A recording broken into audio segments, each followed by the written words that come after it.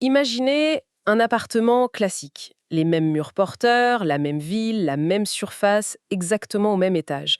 D'un côté, cet appartement est loué vide, et de l'autre, on y ajoute simplement un lit, une table et quelques chaises. Ouais, sur le papier, pour le locataire en tout cas, la différence est vraiment minime. C'est juste du confort en plus. C'est ça. Mais fiscalement, c'est une autre dimension. La simple présence de ces quelques meubles en bois vient en fait littéralement diviser la charge d'impôt par deux, voire la réduire à zéro. Absolument. C'est toute la contradiction un peu fascinante de notre système actuel. La présence d'un canapé fait basculer l'investisseur d'une logique de rente patrimoniale classique à une logique quasi commerciale. Avec des règles diamétralement opposées du coup. Mais totalement. Ce n'est plus le même régime, c'est plus les mêmes abattements et surtout ce n'est plus du tout la même vision de l'usure du bien immobilier. Eh bien, c'est le point de départ de notre plongée d'aujourd'hui. L'objectif, pour ceux qui nous écoutent, ce n'est pas du tout de faire un cours de droit soporifique, hein. Non, surtout pas. Voilà, le but, c'est de démonter la mécanique. On a épluché plusieurs notes de synthèse sur la fiscalité immobilière pour comprendre la logique sous-jacente. Pourquoi le système a creusé un tel fossé entre la location nue et la location meublée? Et on va voir aussi comment les récentes réformes tentent, un peu en urgence, de colmater des failles béantes, quoi. Exactement. Parce que comprendre ces mécanismes, c'est vital. La rentabilité d'un projet sur 20 ans se joue très souvent au moment de cocher une simple case sur la toute première déclaration fiscale. C'est clair. Un choix inadapté au départ, ça peut créer un manque à gagner, mais colossal pour l'investisseur. Bon, commençons par le socle historique, si vous le voulez bien, la location nue. Donc l'appartement loué sans aucun aménagement. D'accord, le classique. Voilà. Les loyers générés tombent dans ce qu'on appelle la catégorie des revenus fonciers. La mécanique est assez connue, ces revenus viennent s'empiler sur le salaire ou sur les autres revenus et subissent le barème progressif de l'impôt, mais il y a une couche en plus. Ah oui, la fameuse CSG. La contribution sociale généralisée, couplée aux autres prélèvements sociaux. Et là, le taux global atteint actuellement 17,2%. C'est énorme quand on y pense. C'est un élément fondamental de l'équation, ouais. Parce que c'est une taxe forfaitaire qui frappe le tout premier euro de bénéfice foncier. Avant même que l'impôt sur le revenu entre dans la danse, en fait. Donc si je suis dans une tranche d'imposition à 30%, avec les 17,2% par-dessus, on frôle les 50% de taxation sur les loyers encaissés, hein. C'est exactement ça. La moitié des revenus locatifs nets part directement à l'État. C'est rude. Du coup, face à cette charge, l'administration propose deux voies de calcul. La première, c'est le régime du microfoncier. On pourrait le voir comme un menu fast-food. Un menu fast-food, j'aime bien l'image. Bah oui, c'est rapide, c'est forfaitaire, il n'y a pas de surprise. En gros, si les loyers annuels bruts ne dépassent pas 15 000 euros, l'administration applique un abattement automatique de 30%. Voilà, c'est censé couvrir l'assurance, la gestion, les petites réparations du quotidien, quoi. C'est ça, une déduction standard, pas besoin de garder le moindre ticket de caisse. C'est le choix de la simplicité. Mais attention, la contrepartie, c'est qu'absolument aucune autre déduction n'est possible. Pas d'intérêt d'emprunt, pas de gros travaux, rien. Et c'est là qu'on arrive au menu à la carte. La seconde option, le régime réel. Obligatoire au-delà de 15 000 euros, mais on peut aussi le choisir sur option, non? Tout à fait. Et là, le régime réel, ça exige une comptabilité beaucoup plus précise. On déduit les charges à l'euro près. Donc les frais d'agence, les charges de copropriété. Les intérêts d'emprunt et surtout, le coût des travaux de rénovation. C'est là qu'intervient la fameuse notion de déficit foncier. Ah, le déficit foncier. Alors ça, tous ceux qui s'intéressent un peu à l'immobilier en ont entendu parler. C'est la stratégie classique, hein. On achète une ruine, on fait des travaux massifs. Et la perte comptable générée vient effacer les revenus fonciers, et même une partie du revenu global, ce qui diminue l'impôt sur le salaire. Sur le papier, c'est magique. Mais en analysant les sources, on s'aperçoit que l'intérêt de ce déficit est souvent très surévalué par rapport au simple abattement automatique de 30%. Bah, le calcul est souvent biaisé, oui. Le piège, en fait, il réside dans l'horizon de temps. C'est-à-dire, Prenons deux scénarios identiques. Disons 10 000 euros de loyer annuel. Avec le microfoncier, le fast-food, l'investisseur bénéficie de 3 000 euros de déduction chaque année. donc 30% de 10 000, ok. Voilà. Ça fait 30 000 euros de charges fictives déduites sur 10 ans, sans avoir à dépenser un seul centime en travaux réels. Ah oui, vu comme ça. À l'inverse, si un autre investisseur choisit le régime réel et fait, disons, 20 000 euros de travaux au départ, il crée un super déficit foncier la première année, c'est génial, Il ne paie pas d'impôts au début. c'est ça. Mais ensuite, S'il n'a plus de charges lourdes les années suivantes, il sera imposé sur la quasi-totalité de ses 10 000 € de loyer. Sur une décennie entière, le régime réel lui aura fait déduire 20 000 € contre 30 000 pour celui qui n'a rien fait en microfoncier. Ah ouais? Donc le bénéfice immédiat de la grosse déduction d'impôt aveugle complètement l'investisseur sur la perte de l'abattement standard à long terme. C'est le piège classique.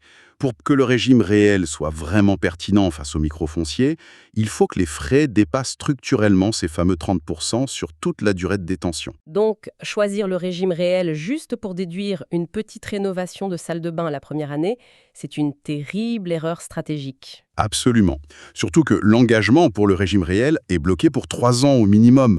On ne peut pas faire des allers-retours opportunistes avec le fisc. Donc la location nue, ça demande vraiment une optimisation chirurgicale. Mais basculons maintenant vers cette fameuse distorsion du système dont on parlait au début. La location meublée. Le changement de paradigme. Voilà. C'est quand même incroyable, cette bizarrerie fiscale. Le simple fait de fournir un logement prêt à vivre avec un canapé et un micro-ondes, ça extirpe totalement les loyers de la catégorie des revenus fonciers. C'est ça, on atterrit dans la catégorie des BIC, les bénéfices industriels et commerciaux. L'investisseur est soudainement perçu par l'administration fiscale presque comme un commerciant. Pourquoi ça? Le législateur considère que fournir des meubles, c'est fournir un service d'exploitation. Ça justifie un traitement commercial. Et c'est là que le labyrinthe devient intéressant. Et que le décalage commence. Oui. Regardons le régime forfaitaire de ce côté-là, le micro-BIC. Pour la location meublée classique, on a un abattement automatique de 50%, 50%, oui. contre 30% pour le vide. Attendez, on passe de 30% de charges fictives déduites pour un appart vide à 50% pour le même appart juste parce qu'il a un lit. Et c'est pas fini.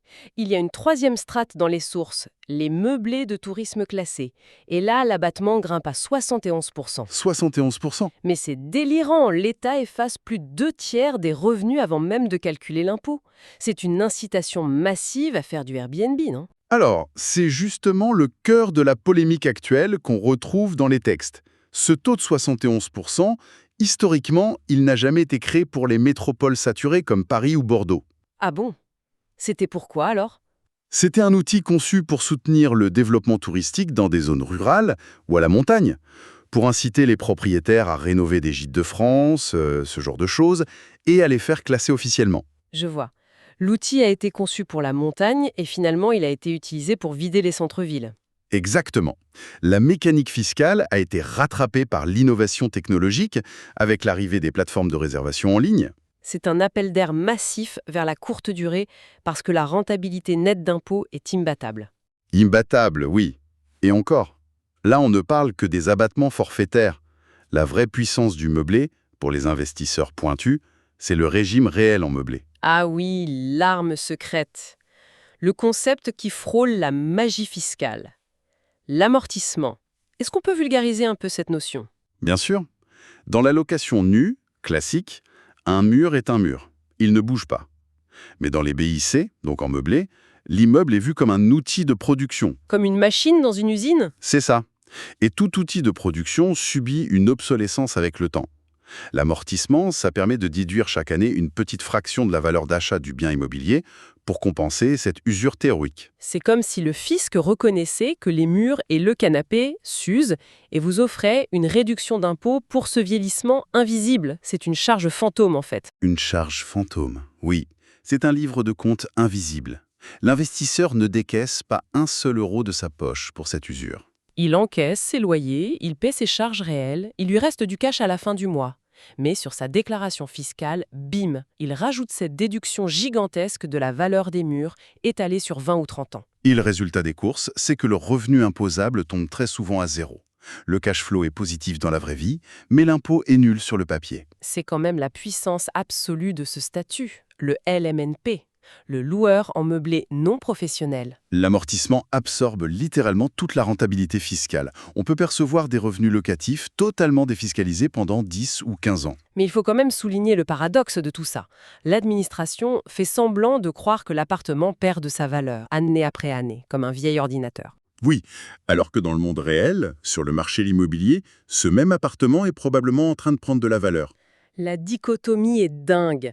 La valeur comptable s'effondre artificiellement pour annuler l'impôt, mais la valeur de revente augmente. C'est le beurre et l'argent du beurre. Et c'est cette asymétrie qui a fait le succès historique du LMNP.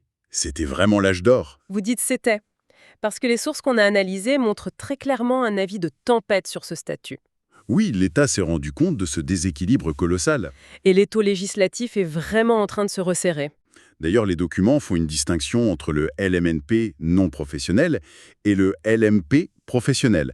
Ça dépend des revenus, c'est ça? Oui, si vos recettes dépassent un certain seuil, 23 000 euros, et la moitié de vos revenus globaux, vous passez professionnel. Mais la vraie tempête, elle s'abat surtout sur les non professionnels, les particuliers. Alors, listons un peu l'accumulation des mauvaises nouvelles pour les investisseurs en meublé. Qu'est-ce qui change exactement au moment de la revente? C'est cette fameuse faille de la plus-value, non? Pour bien saisir la faille, il faut regarder une entreprise classique.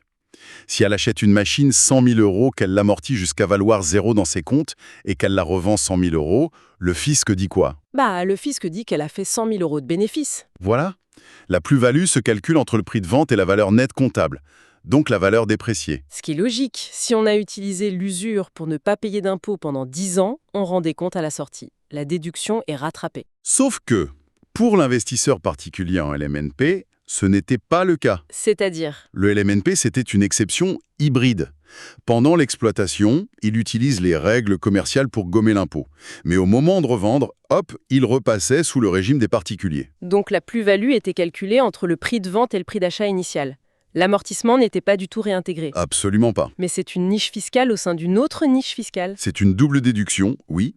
Et c'est très exactement cette mécanique qui est en train d'être démantelée par les nouvelles réformes. Le législateur a identifié que ça menaçait l'équilibre global du parc locatif. Donc, si on résume l'avis de tempête de manière neutre, selon nos sources, on a quoi? Une réduction des abattements du micro-BIC, c'est ça? L'incitation à la courte durée, on a aussi une hausse de la CSG dans certains cas, et un durcissement global. Et le point central, c'est la réintégration des amortissements dans la plus-value. Exactement. Si cette charge fantôme a été utilisée pour annuler l'impôt sur le revenu pendant des années, cette somme viendra mécaniquement gonfler la plus-value à la revente. Donc la charge fantôme finit par se matérialiser au moment de signer chez le notaire.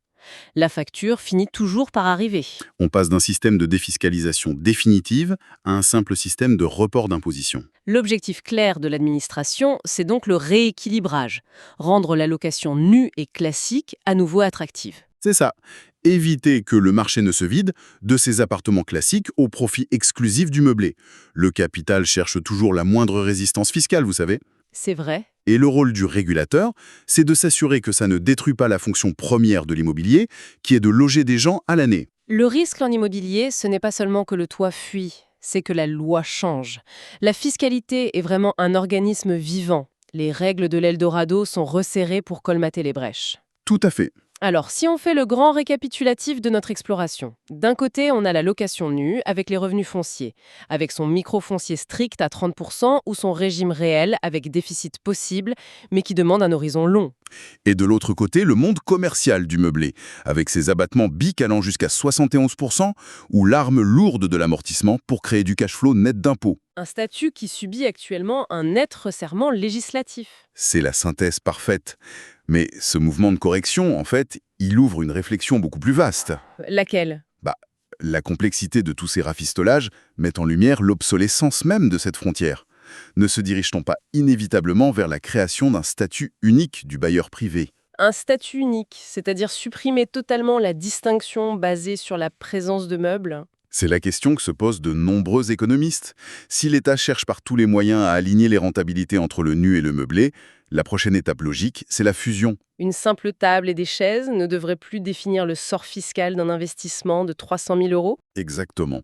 Un statut universel qui taxerait la mise à disposition d'un logement en fonction de sa durée, de son loyer ou de sa performance énergétique, mais en éliminant définitivement cette fiction juridique du meublé. Ce serait une vraie révolution. L'idée d'un statut unique effacerait des décennies de stratégies basées sur l'ajout d'une plaque de cuisson. L'immobilier retrouverait peut-être sa nature première, non plus un terrain de jeu comptable, mais l'investissement concret d'un toit au-dessus d'une tête. C'est une piste de réflexion très stimulante pour l'avenir. Et c'est sur cette pensée provocatrice que s'achève notre plongée au cœur de la mécanique des revenus locatifs. Merci à tous ceux qui nous ont écoutés.